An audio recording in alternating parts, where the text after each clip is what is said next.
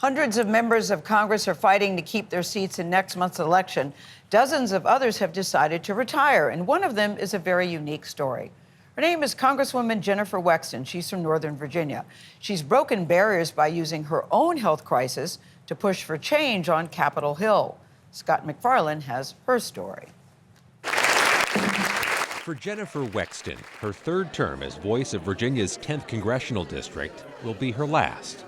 This very impressive new AI recreation of my voice does the public speaking for me now.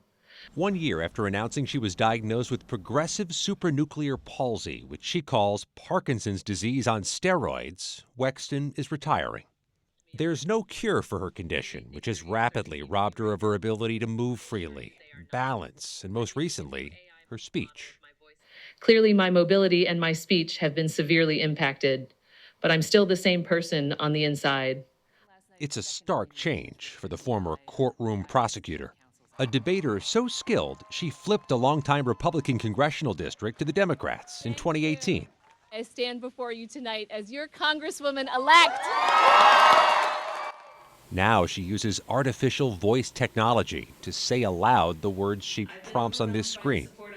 I still nitpick grammar with my communications team and chime in with my quips or jokes in my group chats, just like I've always done. The mother of two persevered through a grueling year in Congress, midnight votes, standoffs, gridlock. On a huge campus, she still crosses by foot. Do you wish you were running again? The way that this disease progresses, I doubt that I would be able to make it to the end of another term. And I really do want to spend more time with my family and friends while I'm still able to enjoy it. Mr. Speaker, I rise today to recognize... But before departing, Wexton has broken new ground here, seeking and securing formal approval to use her artificial voice technology in a formal speech on the U.S. House floor. I hope I can be a voice, even an AI voice, for Americans facing accessibility challenges and other disabilities. How important is that precedent? You know, I think that was a real breakthrough for the disability community because, you know, this place is not very disability friendly. Virginia Democrat Jerry Connolly helped recruit Wexton for her first run for Congress in 2018. She hasn't engaged in self-pity or asked others to engage in pity. She is a professional. She's doing her job.